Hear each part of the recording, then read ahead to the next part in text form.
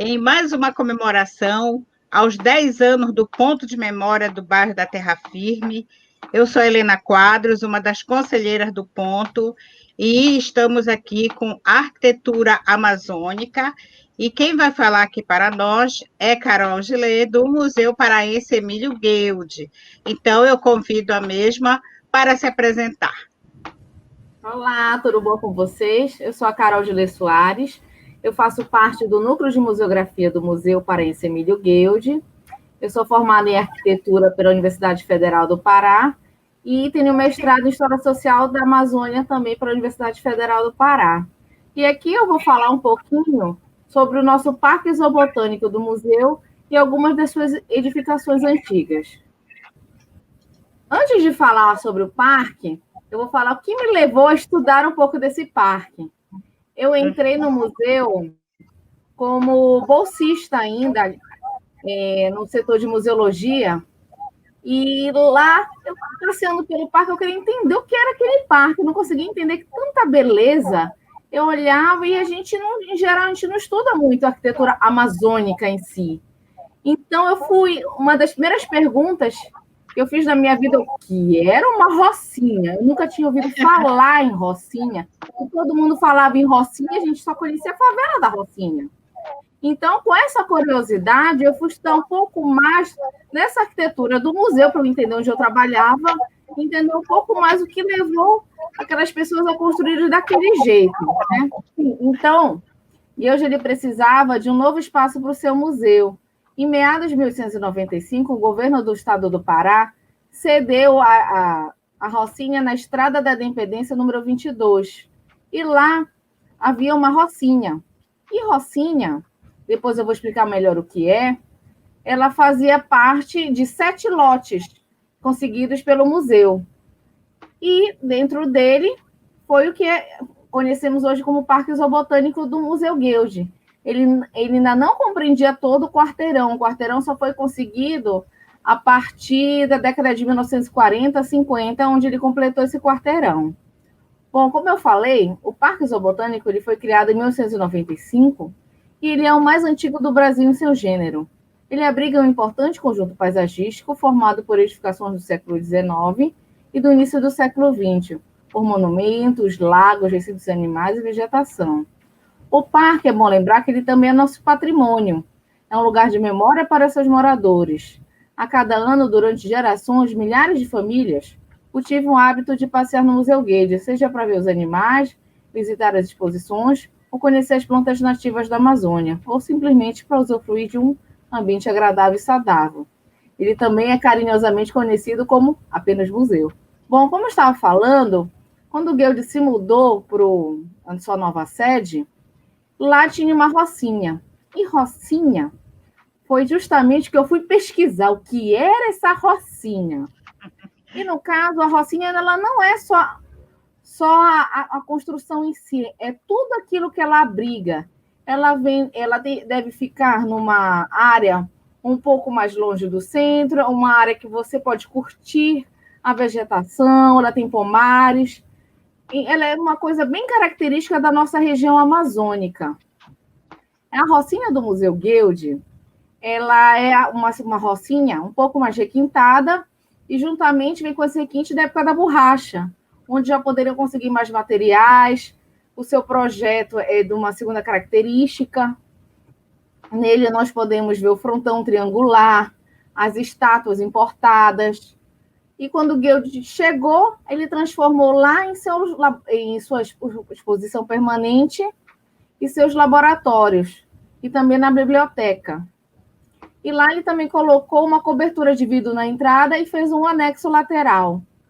Todas essas transformações feitas pelo Guild, ela foi retirada na sua restauração de 1976. Bom, como eu falei, essa rocinha ela pertencia ao Bento José da Silva Santos. Nós podemos ainda ver as suas iniciais no gradil da rocinha. Nela também nós podemos ver as escaiolas, que eram pinturas feitas à mão sobre o gesso. E ainda nós podemos visitar a nossa última e única Rocinha de Belém, que está aberta ao público. Nós não temos mais nenhum conhecimento de outra Rocinha que ainda a gente possa visitar. A Rocinha ela foi restaurada na década de 2003 a 2005, e nela nós voltamos com as nossas novas exposições. E desde lá nós temos mantido a tradição de expor para o nosso público. Bom, ainda no parque, nós temos a Biblioteca de Ciências Clara Maria Galvão. Esse prédio ele tem características ecléticas e foi uma residência construída no final do século XIX. E ela foi desapropriada pelo governo do Pará em 1903. Somente depois é que ela foi adquirida para fazer anexo ao Museu Guild. E nela foi instalada a Biblioteca Científica do Museu, que ali funcionou até a década de 1980, quando o museu já adquiriu seu campo de pesquisa. E nela foi reformada e reinaugurada em 29 de agosto de 1987, o prédio da Biblioteca de Ciências Clara Maria Galvão, dedicado ao atendimento de estudantes e professores do ensino fundamental e médio. Ele também faz homenagem a Clara Maria Galvão, que foi justamente uma bibliotecária e funcionária do museu. Ela era esposa do antropólogo Eduardo Galvão. Oi. Carol, e aí, em 1982, é que eu comecei a trabalhar nesse prédio. Falta falar sobre isso. Eu comecei a trabalhar, foi o miolo da museologia, né? A gente começou em 82, um grupo muito pequeno, com arquitetos, com museólogos e pedagoga. E aí depois expandiu, né, para o serviço de educação. Eu acho que a melhor experiência é que és tua. E hoje ele ajuda o setor de educação, parte da museologia, tem o Clube do Pesquisador e muito mais. Ele é o coração do serviço de educação no museu. É verdade. É assim, esse prédio é muito importante para o serviço de educação, porque foi aí que começou realmente a museologia, com o primeiro museólogo, um baiano, chamado Hildo Barbosa Teixeira, né? E ele veio na gestão saindo o doutor Lourenço, entrando o doutor Guilherme Della Penha, e ele pôde arrumar, montar uma equipe, e realmente vieram outros museólogos de São Paulo, e foi possível também trazer uma pedagoga lá do Rio de Janeiro, a Terezinha Gonçalves, aí que iniciou todo esse processo, né, saindo a educação aí do Museu Guild nesses anos de 82 em diante. É só porque realmente dá uma emoção de falar desse prédio. Sobre arquitetura eu posso falar, mas sobre funcionamento, nada melhor do que você. É verdade. Legal. Que bom, Carol. Bom, Pavilhão Emílias Netilage. Hoje em dia funciona a diretoria, mas antes disso ele foi inaugurado em 1901 para abrigar as oficinas de marcenaria, de litografia, arborização de preparo de couros e de peles para as coleções científicas.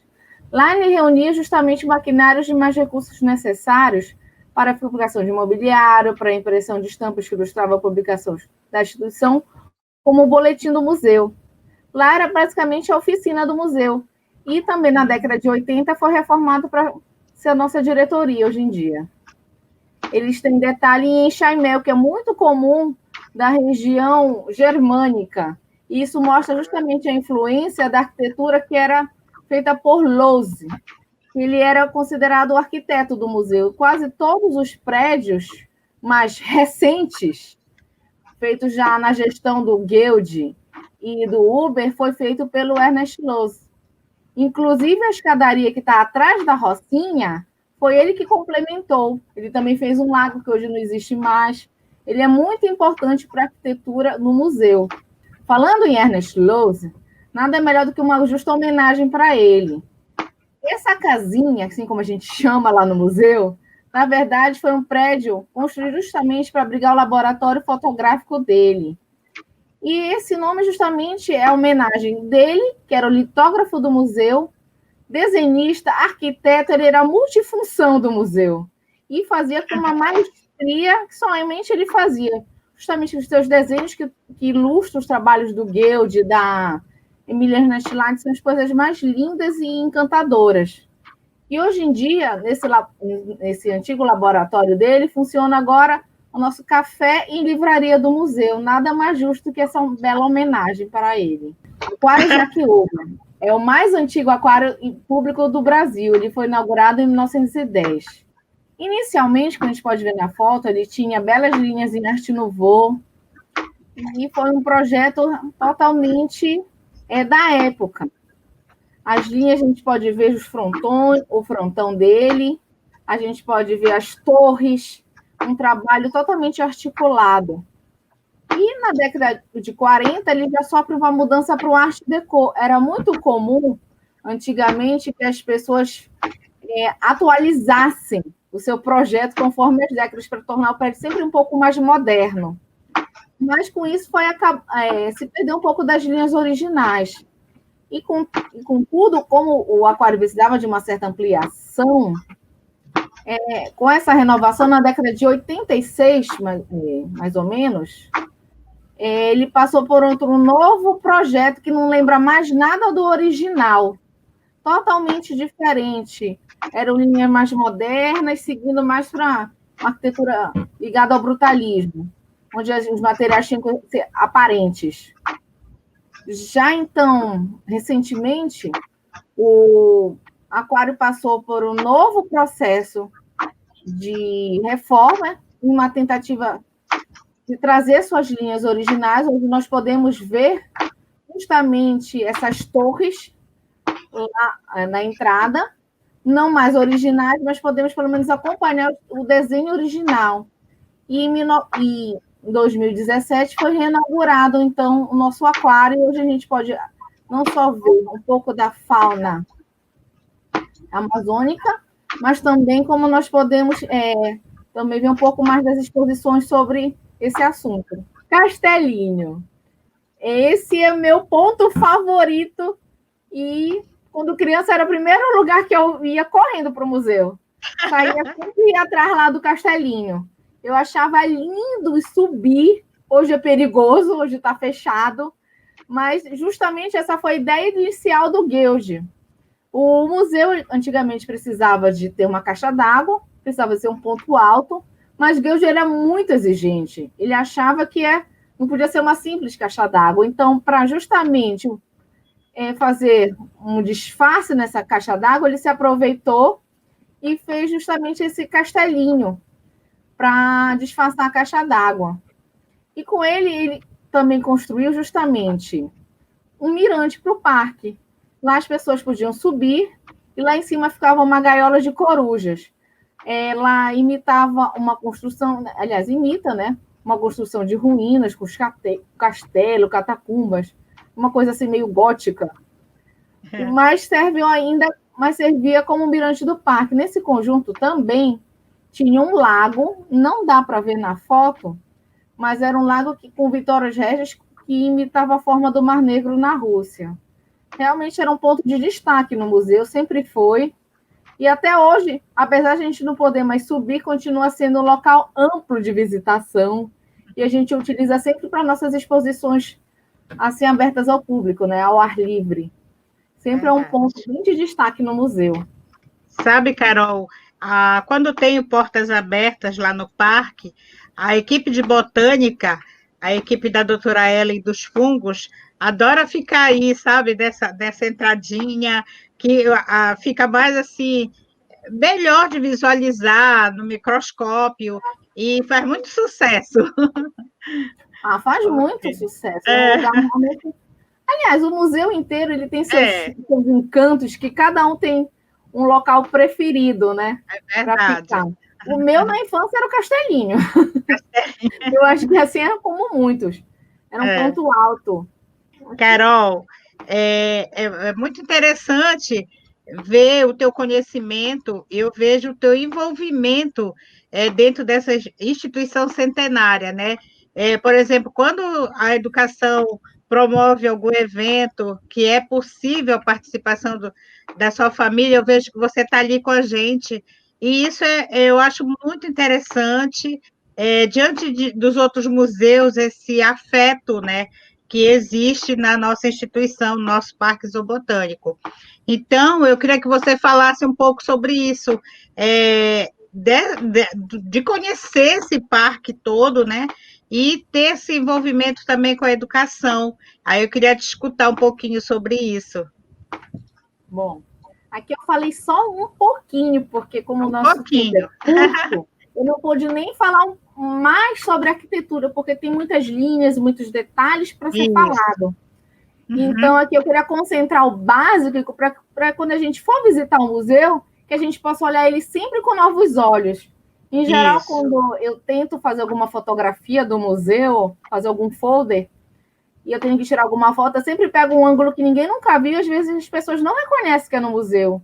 Justamente eu tento forçar as pessoas a verem como esse museu é grande, como ele é especial, como a gente pode sempre estar vendo ele com os outros olhos. Esses slides aqui eu tirei da nossa exposição Patrimônio e Memória. Que bacana. E essa exposição ela está pelo parque. Então, cada ponto histórico vai ter uma placa contando um pouco mais das histórias com outras fotos, que essas aqui são só as básicas. Nós temos algumas silhuetas espalhadas pelo parque, que também fazem parte da exposição, e conta a história e homenageia algumas pessoas ilustres que fizeram parte dessa instituição. E sobre esse afeto com o museu, quem é que não tem um afeto com o museu e mora em Belém do Pará? É impossível. E esse afeto eu levo para minha família mesmo. Porque como eu trabalho no parque, os meus filhos querem ir trabalhar comigo. É lógico que eles não vão querer trabalhar. Eles acham que eu trabalho em exposições, que eu estou visitando, que eu estou batendo foto. Eles sabem que eu estou fazendo uma exposição. Então, eles sempre mostram o interesse de mostrar aos outros. Olha, essa aqui é a exposição da mamãe. Olha, os amigos delas fizeram isso. Eles obrigam todo mundo que eu conheço a visitar as exposições. Então, esse amor, esse carinho, porque o museu, além de ser como se fosse meu quintal, né? Na verdade, nem quintal, porque eu passo mais tempo no museu do que em casa. Eu acabo levando essa parte do meu trabalho para casa e da casa para o meu trabalho. Porque eu acho que também é importante a gente mostrar para essas crianças, que são as novas gerações, o nosso trabalho, o nosso amor, o nosso envolvimento pelo estudo e conhecimento da Amazônia. Eu acho que algumas coisas não são estudadas no colégio. Tipo, eu fiz arquitetura, eu não aprendi muito sobre arquitetura amazônica, sobre esses detalhes. A gente tem um básico, mas certos detalhes eu tive que ir pesquisar mesmo, conhecer um pouco mais. E o museu se tornou realmente um ponto de referência para eu conhecer um pouco mais, porque a Rocinha me levou a fazer meu mestrado. Porque daí eu fui conhecendo um pouco mais de Belém, fui conhecendo que tinha muito mais história. Então, se a gente olhar o nosso passado, a gente pode olhar para o nosso futuro e cada vez preservar mais para a gente continuar promovendo esse conhecimento para a sociedade. Ai, que legal, Carol. Você sabe que essa apresentação para os 10 anos do ponto é justamente por isso, porque o museu, com aquele projeto Museu Leva Educação e Ciência à Comunidade, daquela época dos anos 80, com o doutor Guilherme, ele veio e em 2009 se transformou num ponto de memória, que agora a gente está comemorando os 10 anos. Então, há uma relação muito forte entre o museu e a terra firme, né? Então, é por isso que estamos convidando pessoas ilustres do museu para também estar comemorando com a gente esses 10 anos. Então, agora eu gostaria que você deixasse uma mensagem para a comunidade lá do bairro da Terra Firme. Olha, o bairro da Terra Firme faz parte da minha memória também, porque eu estudei na NPI. Então, a minha infância foi ser vizinha do Museu Guild. Sim. Então, a Terra Firme, eu vi ela da terra batida ao asfalto. Eu estudei na década de 80 lá, o NPI era quase assim, nada, foi cada vez aumentando, e eu pude perceber o quanto essa Terra Firme foi crescendo, quantas pessoas de lá, a gente fez muito, como eu estudava lá no NPI, a gente fez muito trabalho comunitário com aquela Vila Fé em Deus.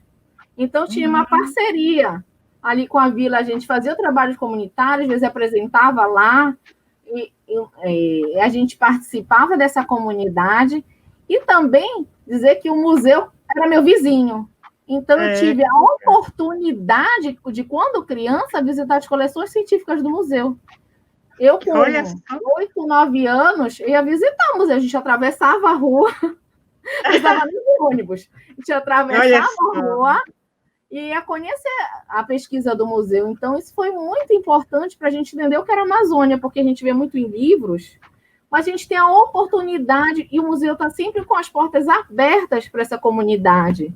As pessoas, às vezes, ficam com medo de conhecer o museu, mas o museu está sempre aberto, gente. Pode nos visitar, pode nos conhecer, estamos de braços abertos para a gente fazer uma força mesmo. Então, eu digo para o pessoal da Terra Firme, vamos aproveitar essa oportunidade, conhecer a nossa Amazônia, conhecer o nosso trabalho do museu e trabalharmos juntos. Porque assim a gente pode fazer uma sociedade belenense, paraense, muito melhor, conhecendo o que é nosso. Nossa, que lindo! Obrigada! Então, vamos para o próximo convidado. Obrigada, Carol! O Ponto de Memória do Bairro da Terra Firme continua com a sua programação em comemoração aos 10 anos desse ponto aqui no Pará. Como também estamos comemorando os 35 anos do projeto Museu Guilde de Portas Abertas, o qual eu coordeno. Esse ponto de memória ele fica na Avenida Perimetral, no bairro da Terra Firme. Eu sou Helena Quadros, uma das conselheiras desse ponto de memória. E hoje nós temos o prazer de trazer para conversar com vocês sobre a construção da estação do Museu Guilde, que fica em Melgaço, a Estação Científica Ferreira Pena, e nós temos o prazer de trazer para vocês o professor José Maria Bassalo. Professor, se apresente para o nosso público. Boa noite, professora. Eu agradeço em nome da equipe de projetistas que trabalhou no nosso projeto da Estação Ferreira Pena. Eu, como a senhora disse, eu sou professor da Universidade Federal do Pará, sou arquiteto e há 35 anos desenvolvo também atividades como profissional liberal, fazendo projetos, etc. Eu fiquei muito feliz com esse seu convite porque esse projeto faz 30 anos. Ele foi elaborado em 1990. E, acredite, nós nunca falamos sobre ele em qualquer seminário, qualquer palestra, nada. Entendeu? É a primeira vez que um de nós fala sobre esse projeto. Particularmente, eu tenho uma relação muito especial com o Museu Emílio Gueldi, tanto pelo orgulho que eu tenho da instituição, que é nossa, também pelas minhas memórias de infância, porque eu frequentava com os meus pais, tá? Mas, sobretudo, porque o meu avô, o professor Machado Coelho, foi diretor do museu entre 1945 e 1951. Então, eu passei a vida escutando histórias do Museu Emílio Gueldi. Tá? E, de modo que o seu convite me deixou muito feliz. Bem, haver projetado essa estação, para nós, ela é um motivo de muita satisfação. E, diria, até mesmo de vaidade. Não por conta da arquitetura que nós propusemos, porque é uma arquitetura singela, não tem nada de mais, assim. Mas é pela importância do trabalho que ali se desenvolve, pela relevância da instituição. Então, isso realmente nos enche de orgulho. Tá? Bem, nós fomos selecionados para elaborar esse projeto por meio de um concurso público nacional que ocorreu em 1990. Naquela época, entraram, se eu não me engano, 16 projetistas, apresentaram 16 propostas, dentre as quais 14 eram propostas locais e 2 de fora, se eu não me engano, uma era do Rio e outra de Brasília, alguma coisa assim. E, na época, isso movimentou muito o mundo da arquitetura aqui em Belém, foi muito divulgado e tal, e os principais escritórios entraram. Os principais escritórios apresentaram propostas. E houve propostas muito bonitas. Eu tenho uma proposta do coração, além da minha, que é a proposta que foi elaborada por 3 arquitetos, a Georgia Teixeira, minha amiga queridíssima, arquiteta da mais alta competência, o professor Henrique Pena, infelizmente já falecido, e o Luiz Raul Ramos. E era um projeto, de fato, maravilhoso, ganhou menção honrosa, só para a gente ter ideia do nível dos projetos, né? Na época, nós montamos uma equipe de projetistas coordenada pelo Cláudio Cativo, professor Cláudio Cativo, o Avelino Tavares. Os 2 eram sócios no escritório com outros 2 arquitetos, o Cicerino Cabral e o Paulo Cídio, que não trabalharam nesse projeto diretamente, porque estavam envolvidos com outras coisas. E aos 2, ao Cativo e ao Avelino, nos juntamos o Fabiano Mobono, professor da universidade hoje, a Ana Karina, que é professora, Ana Karina Rodrigues, que hoje é professora também universitária, a Cassandra Queiroz e eu. Então, nós fizemos essa equipe de 6 projetistas e participamos do concurso. Coube ao Fabiano, esse slide que a gente está vendo aqui, mostra aqui a fotografia da maquete que a gente apresentou no concurso e um recorte do jornal de 1990, onde aparece aí o Fabiano e eu no dia da apresentação do resultado. Nós estávamos emocionados, felicíssimos e tal. O Fabiano foi quem recebeu a tarefa de ir ao local. Antes da gente apresentar a proposta, foi ele que foi lá na floresta de Cachoanã, andou 400 quilômetros de barco e esteve lá, visitou o local e, na volta, nos trouxe a informação de ter encontrado um lugar com uma beleza natural assim exuberante, um local de mata fechada, onde tinha uma umidade muito alta, tanto no ar quanto no solo, o solo ligeiramente desnivelado, não havia relevos muito grandes, mas havia algum relevo significativo e uma ventilação do Nordeste. O programa que o Museu Paraense Emílio Gueldi apresentou na época para os participantes do concurso, ele era um programa que a gente considera assim, um programa extenso e um programa complexo. Ele envolvia múltiplos usos. De maneira geral, assim, muito resumidamente, essa futura estação ia ser um local de trabalho, de estudo, de moradia temporária e também, evidentemente, dotada de uma infraestrutura de serviços e lazer para que as pessoas que fossem lá trabalhar, passando aquelas temporadas, tivessem condições de vida, né? Nós reunimos para fazer o projeto, lembro disso, no escritório lá do Cativo, e as nossas principais premissas projetuais, o que são as premissas projetuais, né? É aquilo que norteou a concepção do projeto, assim, de maneira resumida. Essas premissas elas foram fundamentadas na busca de uma arquitetura que tivesse uma boa relação com o ambiente natural, ela pudesse se acomodar àquele terreno, ela trouxesse bem-estar aos usuários e ela, sobretudo, observasse a nossa tradição construtiva amazônica. Isso foram assim os princípios que nortearam o nosso projeto. Bem, a proposta que nós apresentamos, que ela era ligeiramente diferente daquela que foi construída, depois o projeto amadureceu, foi a de acomodar esse programa extenso em diversos blocos, tá? Assim como a gente está vendo aqui nessa foto aérea, onde eu desenhei, reforcei as edificações ou as principais edificações que lá existem, tá? Eu não sei se está hoje exatamente assim, se está funcionando, porque eu tenho poucas notícias de lá, infelizmente. Mas, na época, nós propusemos um bloco de administração, onde funcionaria a recepção, laboratórios, as coleções, tá? Um bloco de oficinas, que ficava logo pertinho, tá? Onde tinha uma garagem, uma subestação, os alojamentos que não foram completamente construídos, porque construíram só a metade, eu acho que por uma questão de economia, com espaço para armar-rede, alojamentos coletivos, as áreas de convivência, tá? Onde ficava o restaurante, as áreas de lazer, o bloco de estudos, onde nós locamos inicialmente a biblioteca e o auditório, e as casas. Essas casas elas eram destinadas aquelas pessoas que passavam temporadas maiores lá. Então, era a casa do administrador, era a casa dos auxiliares, a casa dos hóspedes que passariam mais tempo lá, a casa dos vigilantes também. Eu não sei se foram todas construídas. E havia também outras estruturas menores, a caixa d'água, enfim.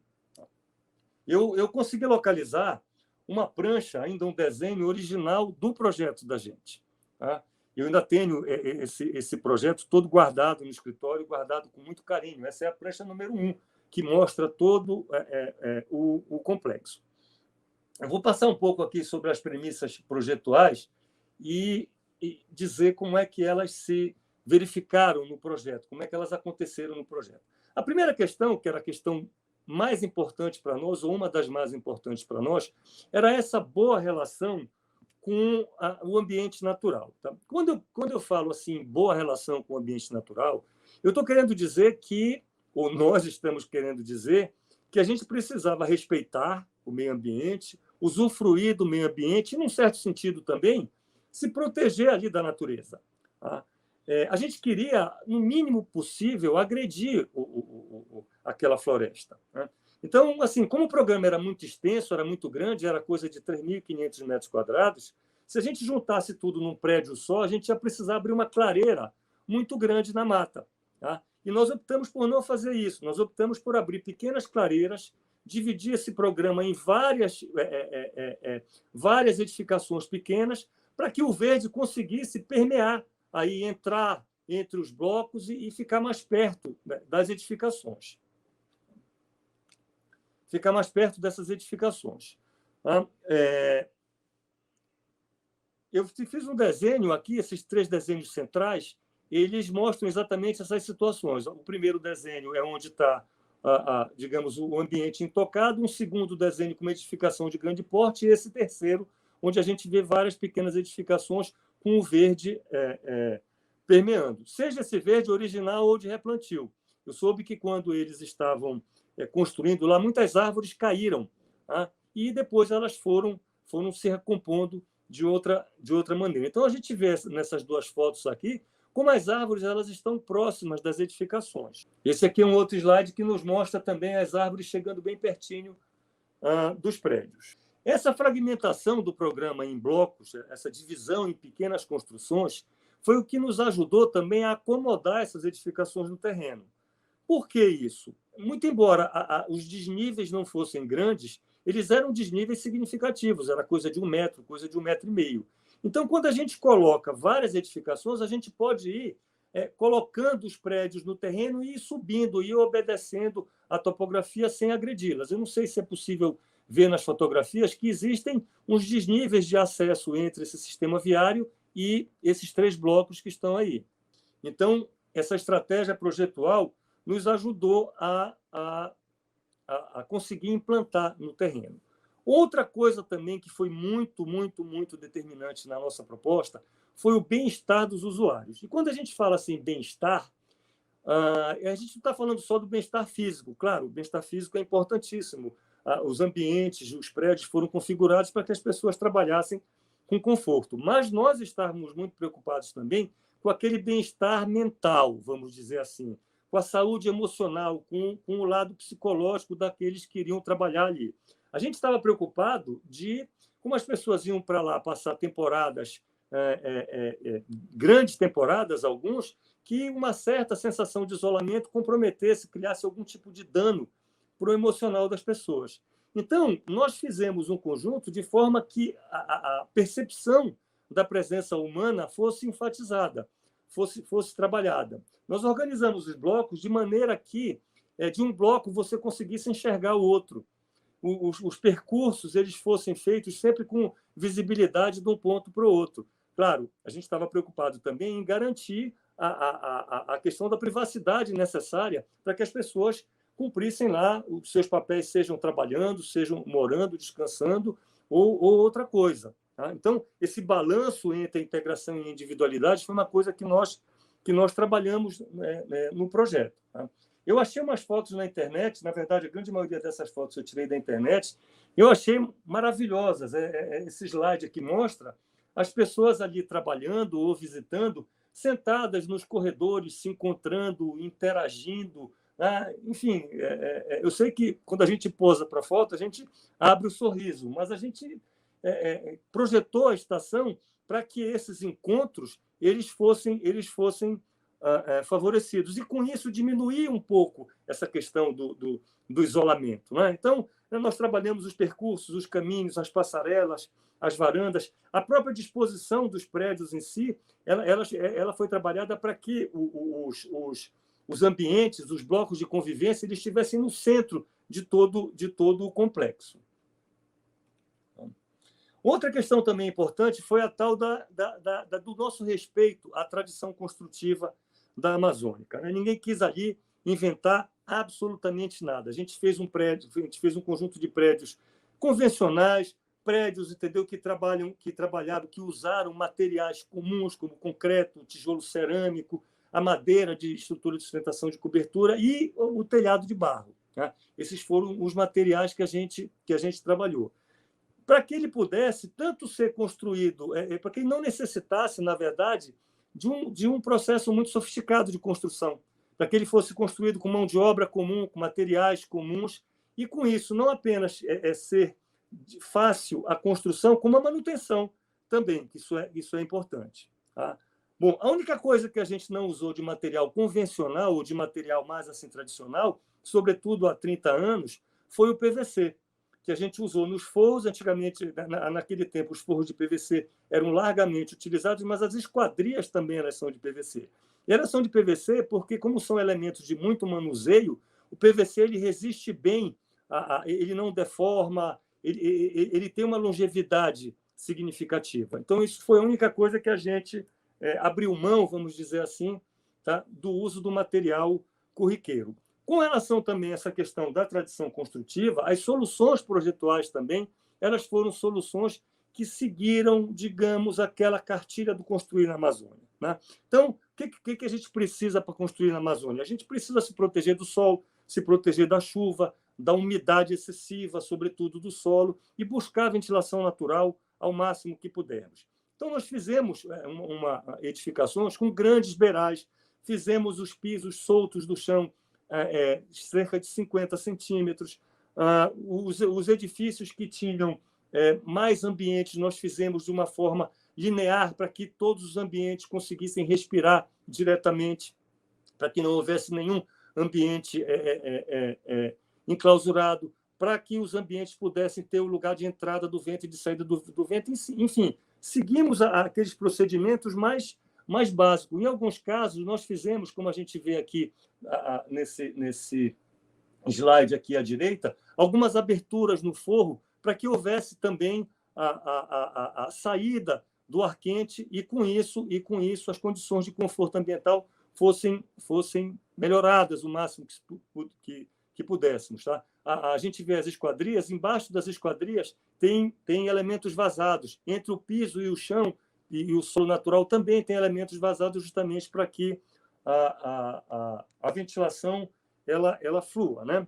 Bom, agora eu tenho aqui uns slides finais. Assim, dizer que esse tipo de arquitetura ele ajuda muito na harmonização com a floresta na qual o conjunto está inserido. Né?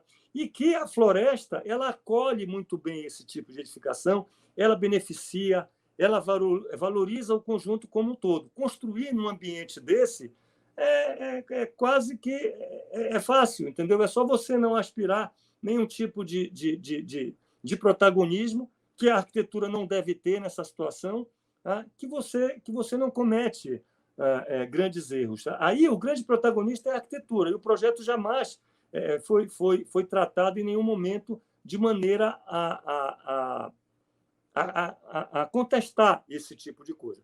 A gente tem consciência de que deve haver problemas lá, como todo prédio tem problemas, né? Como todo conjunto tem problemas, sobretudo porque já se passaram 30 anos entre o momento que nós projetamos e o dia de hoje. As atividades modificaram, outros procedimentos aconteceram e o prédio fisicamente certamente envelheceu. Então, mas de qualquer maneira, a gente não tem notícias, ou pelo menos não chegou até nós projetistas, nenhum tipo de queixa muito significativa, de modo que a gente acredita que esse conjunto esteja condignamente e satisfatoriamente cumprindo o papel dele lá de acomodar a Ferreira Pena, que é uma coisa, é um grande patrimônio nosso, a Estação Ferreira Pena. Então, eu vou passar aqui, para finalizar, esses últimos slides. Tá? Essas fotos aqui são do prédio de chegada, administração e os laboratórios. Esse outro slide também ainda mostra isso. Este aqui já mostra, também ainda é aqui a parte de entrada. O lado direito ali é a parte de oficinas. Tá? Este outro slide aqui também mostra aqui alguma passarela, as oficinas. Aqui a gente já vê a parte dos alojamentos. Esses alojamentos aí são os de baixo, né? São os alojamentos coletivos, é o único prédio que tem 2 pavimentos lá. Ali uma das casas, eu não sei se essa é uma casa de vigilante ou não. Tá? Esse outro slide aqui mostra, eu acho que isso é o bloco de estudos, onde está a biblioteca e o auditório. Esse outro bloco maior aí é o restaurante, os ambientes lá de convivência.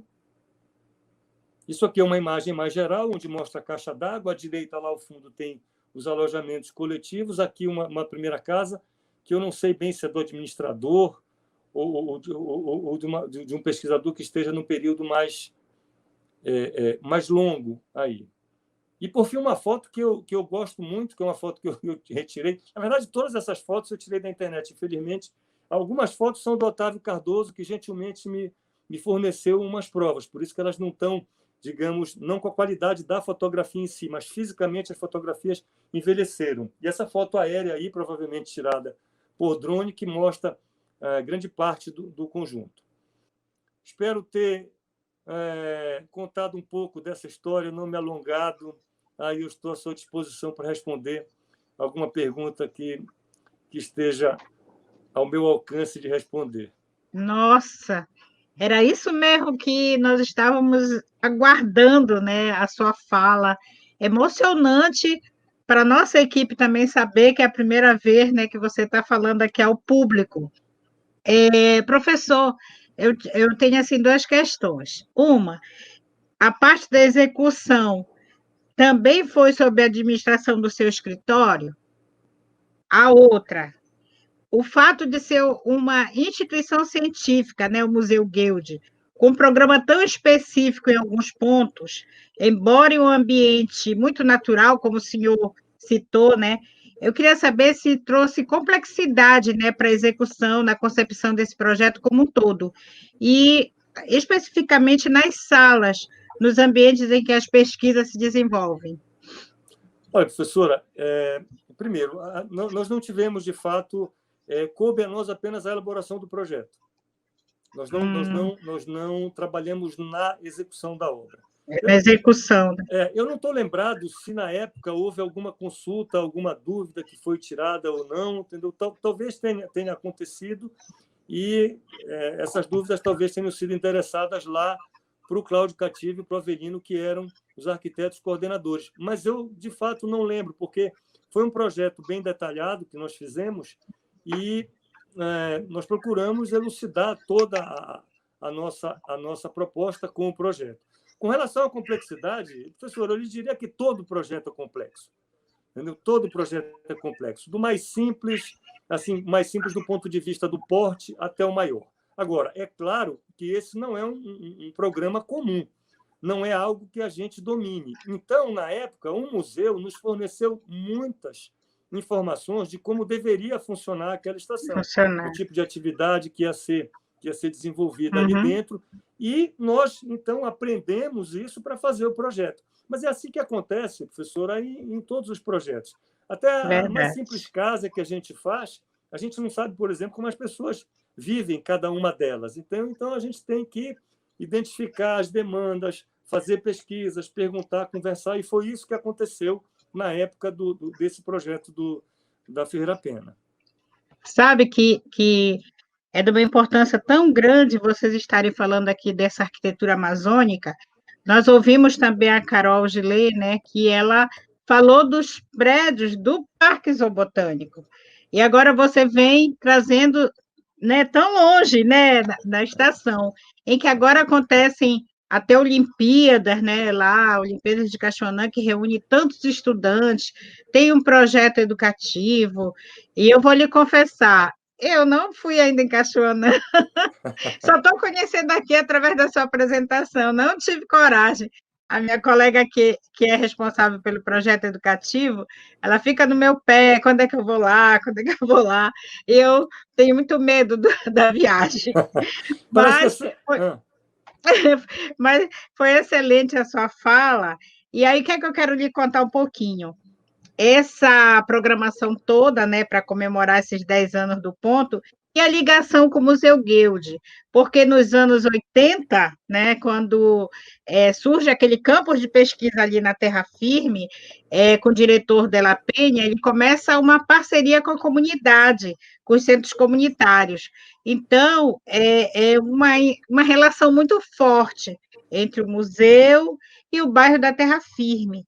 Então, eu coordeno desde aquela época esse projeto, o Museu Leva Educação e Ciência à Comunidade, e aí, em 2009, começa o Ponto de Memória, já pelo Instituto Brasileiro de Museus. Então, era para ser comemorado ano passado, mas não foi possível, então nós estamos comemorando agora, e você fazendo parte dessa história, que vai ficar para sempre, né? Vai ficar no YouTube. Então, eu gostaria muito que você também mandasse uma mensagem para o nosso povo lá da Terra Firme, que é onde fica o nosso campo de pesquisa. Olha, professora, antes de mais nada, eu devo lhe dizer que eu conheci pessoalmente o professor Guilherme Lapenha. Matemático brilhante, ele era amigo do meu pai, e conheci o Lapenha dentro da minha casa.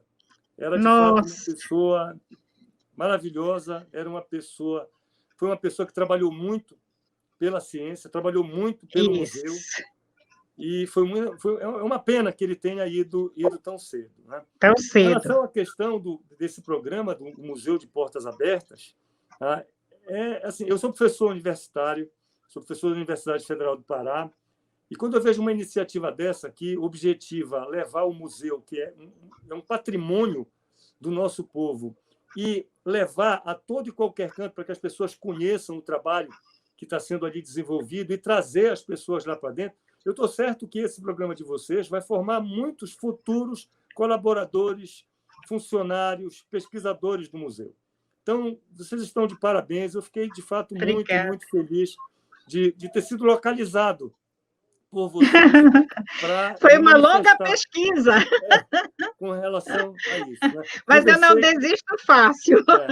O nosso abraço, o nosso agradecimento de gratidão a você, professor Zé Maria, que foi assim excelente na sua fala, e aqui só desejo o melhor para você. Quem sabe nós não voltamos lá em Cachoanã, não vou com o senhor, né? Conte conosco, disponha.